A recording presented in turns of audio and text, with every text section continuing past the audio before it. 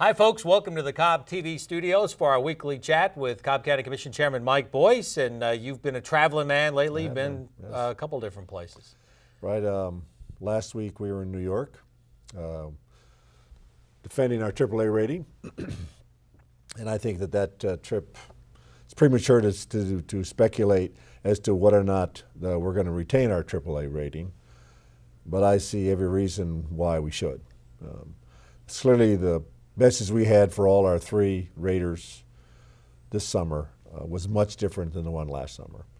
And for those who aren't informed, we go talk to the S&P, we go talk to Fitch, and we go talk to the Moody's. And they allow us to do a presentation. And that's just one of many aspects of the process where they take a look at our government and seeing whether or not they believe that what our actions reflect a AAA rating. And it's a very small minority of counties in America that get that AAA rating. We've had 22 straight years of it, and while it's important to on the face of it, it's a good branding mechanism. The more important thing is that what does it do on the practical level for us? And I'll give you one example. During the summer, we have to borrow money to get us through the summer. Because of the way we collect taxes and the revenue stream. So generally we run out of money to pay our services somewhere about late spring, late May, early June. So we have to always go and ask to borrow money to get us through to when we pass the millage rate, which will be at the end of July. And once we pass the millage rate, then the state allows us to start collecting taxes, and then we just pay back what we borrowed. And because of what we did last summer with the millage rate, our borrowing has gone from $90 million like it was last year, which is a lot of money. This year it's going to be somewhere in the mid-60s million dollars. Why is that important? Because those notes that we use to borrow the money come with an interest rate. And the lower the interest rate, the lower we get because of our AAA rating, the less we have to pay. And that money, that interest rate, we pay for it out of our general fund, which means the taxpayers pay for that. So this year, because we're borrowing less money, because we have a higher millage rate, and because the tax digest is bringing in more revenue, we're going to be saving $300,000 to $400,000 of less interest payment than we did last year, and that's money we can use to do things in the general fund. The second thing is that, as you know, one of the three raters gave us a negative outlook last year. In other words, they were telling us they weren't happy with what our future looked like because of the way we were collecting revenue and what our requirements were. And they saw what it is it costs to pay for this government. They said what they saw that in the future, if we continue to do these practices, we would not be able to pay for the services in the way that we said to, which means that our government didn't deserve the AAA rating, didn't rate the AAA rating. But this year, that is not the issue. It's gone from one side of the fence to the other side. Not only have we removed that issue about not collecting revenue, but more importantly, the revenue that's there has given us a fund balance of unappropriated money that we're using for future programs, some anticipated and some programmed, is up to $20 million. And that is a huge thing for the raters. It's one thing to have the 9% reserve, all right, but it's something else to have other buckets out there that are sitting there waiting to be used to provide services to the government. And the bigger that amount is, the more they're impressed by it. Now, we don't want to have too big of an amount because it doesn't do any good to have money sitting on the sidelines and not being used either to lower taxes or to provide services. But that one aspect alone of where we went from zero fund balance practically, it was less than $1 million. And look, this is a county of 760,000 people. Less than $1 million, you can spend that on one bad incident. And after you do that, and you run out of that, then you need to start robbing Peter to pay Paul. And we didn't have any more Peter anymore because we raided all those buckets too in order to keep our millage rate artificially low. And I know a lot of people don't like that story because that means we had to raise taxes. But we got to be real here. Our job in government is to make the hard calls. And the hard call last summer was if we wanted to have the five-star county that we continue to live in, we just simply needed more revenue. And we're there right now. And as I look at my emails and I go to talk to people, it is a much different issue this year because I get the sense that people are enjoying life. And they're enjoying life because this government is keeping all the amenities open. Every single park is open, every single senior center is open, every single aquatic center is open, the libraries are open and they're open longer. In other words, they are enjoying a lifestyle that they've come to expect, and we finally got the millage rate right where we need it to be, so we don't have to be asking for any more additional taxes in the future because the tax digest will increase because of all the development. And even though we raise taxes, like we preached last year, it's not like we raised them, above the metro average or anything like that. We still rate one of the lower millage rates. We're still one of the lowest. But I think the big issue here is that look, we're elected to make the hard calls. All right, we were elected to preserve a lifestyle here. I really believe that. Now, it's not written into our mission statement. Our mission statement, is to safely work, live, play, and pursue your dreams. But I also think there's a lifestyle expectation here of the people who live in this county. They expect their schools to be the best. They expect their roads to be the best. They expect all that we provide in government to be the best.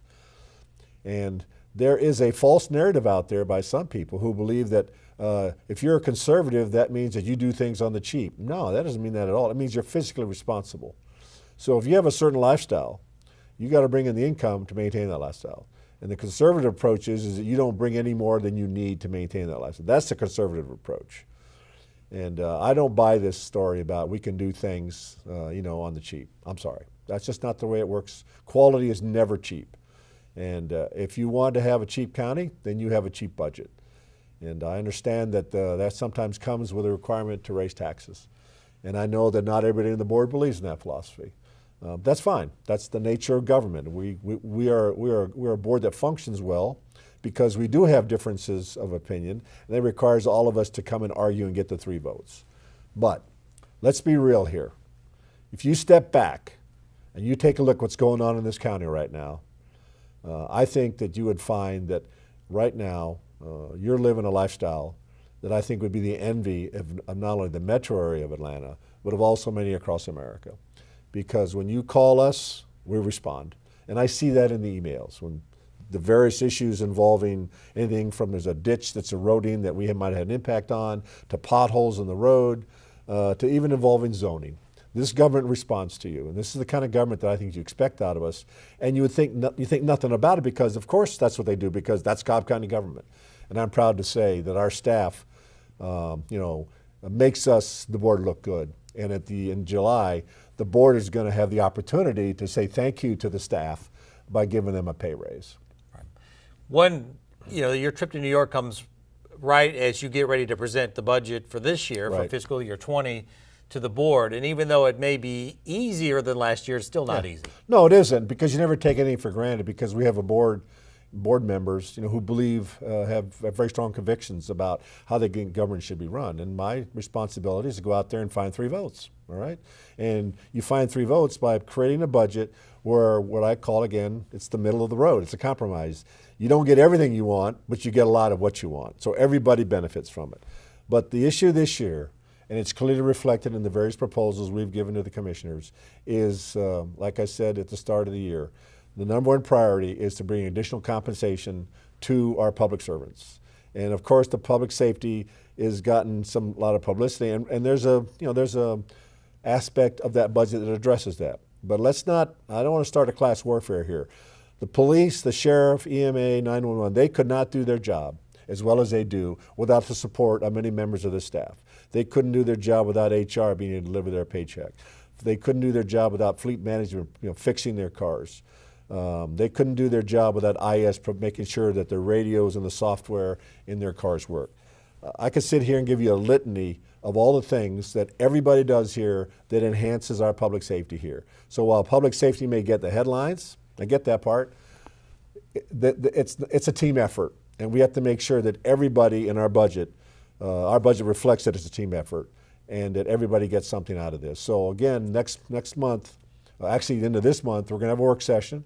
All the commissioners are going to get to talk about what they think the budget should look like. But there's no question about it. All the options bring additional compensation for everybody. The real issue is going to be which compensation package do we want that we'll vote on at the end of July. And the message for everybody this year is there will be no millage rate increase. If it is, it'll be over my dead body. All right? I don't need the millage rate. The tax digest is bringing the additional revenue. And if somebody wants to raise taxes here, it isn't going to have the word Knight Boyce next to it. Right. And again, as you mentioned, some people may find it additional compensation for employees a tough thing to handle, but when you have a county where many of the workers have received only 3 raises in an 11-year period, in this economy, with any business, that's not really sustainable. There are so many reasons why we need to provide our public officials with additional compensation. You know, the fact they haven't gotten one in a while, although some of them benefited from the pay and class study. We seem to forget about that, okay?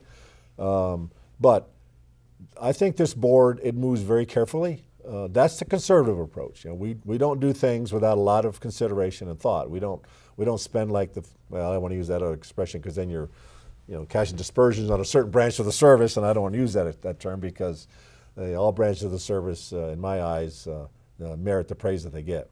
But we don't spend money without thinking about it a long time. We do the agenda preps, 2 of them. We have continuous discussion between the staff and the board members by walking the halls. So when you see something on the agenda, it's been pretty well reviewed by all members of the board and also by the staff. And I'm very confident that it doesn't get to the agenda unless it's been thoroughly vetted by both sides. If you go and look at our record here, this year we have yet to have a single agenda item that was voted down. I think that reflects how carefully we prepare for every one of these board meetings. They're not rubber stamped. What they are is they're looked at 9 ways to Sunday to make sure this is something that we really want to do. And just as importantly, that I feel very confident that they get on the agenda because I know we have at least 3 votes for them. And that's the kind of board you have. But there's no question about it. Let's not sit here and play games anymore. Quality is not cheap. You get what you pay for. And if you want bad government, then don't pay the appropriate compensation because you'll get the kind of government that you pay for. And the kind of services and skill sets and professionalism that we have on our staff, that's long overdue that we quit sit here and play this game about that government services should be paid more because it's a public service and because they do a public service they should get. I don't even know where that mindset comes from. You know, it's the same sort of our people deliver the same sort of job skills and product that they do in the professional world. In the professional world, they worry about profits. In our world, we deliver about services. And if you want to have outstanding profits, you go and hire the best people. If you want to have the best services, you go out and hire the best people. There's no difference in distinction about compensation. And I get that part by some of them, but I don't subscribe to that at all. Right. Well, as we head into the summer, it's camp time for a lot of kids. Mm-hmm. Parents sending their kids off to camp, and you had a chance to visit a special camp. I do. Yes. This week. Every year, I do Camp Hope, which is a program for kids who have 1 or 2 parents in prison. I hope it's only 1. I hope it's none, really. But I, along with another good friend of mine, we provide a program to try and introduce some leadership skills because we try to bring these kids up and give them some responsibility so that they can realize is that maybe their parent took a path, but they don't have to take that path. They have another option in their life. So this camp is to show them, more importantly, that they're really loved and their circumstances are not something that we care about, or in the sense of their parents might be in prison, but we don't evaluate their children through those eyes. We see them as just something as being God's children, and we want to show them that there's another way you can do things. And it's been a remarkably successful program. Less than 10% of the kids who go to this program, and it's been around for 20 years, less than 10% of these children who go through this program end up like their parents. And I think that says a lot about the commitment we make to this. So I've been doing this every year for 15 years at least. But it's also a time where I just remind people that you remember your roots. You still have to stay in touch with all those things you did before you got elected. Just because you're elected, and I am the chairman, of a very large county, and it's a very important position, you still have to remember where you came from and how you got there. And I really make an effort to stay involved with a lot of the programs that I did before I was elected. As you know, every fall I go to Romania on a mission trip because I believe in what they're doing over there. And as difficult it is to step back and, because there's always the iPhone, you don't lose contact with the government here. But it's important to go back and stay in touch with what you did before and realize that there's another side to this job other than just out there trying to get the board through these programs and to run a government. These kids, they're something. They keep you awake because they come from all different directions. But I'm very pleased to say that I'm part of something that's making a difference in the lives of so many people. Yeah. Well, great. Well, the pictures look good, and I hear your 5K career's over, Yeah, so you gotta keep busy doing other stuff, I guess. Yeah, no good deed goes unpunished. Yeah. I didn't know there were that many hills in the American Legion 5K race, and Millie asked me which hill got your knee, and I said all of them. It was a combination. It was a cumulative effect. That's right. Well, I'm feeling that pain myself, but again, a busy month ahead. Actually, busy two months really ahead. So stay in touch with everything by subscribing to his newsletter and our other newsletters and all our social media channels as well to keep on top of everything going on in this county. Yeah, let's get out there and enjoy the summer. Your county government's taking care of everything, so just go save a life. All righty. Take care. Thank you, Ross.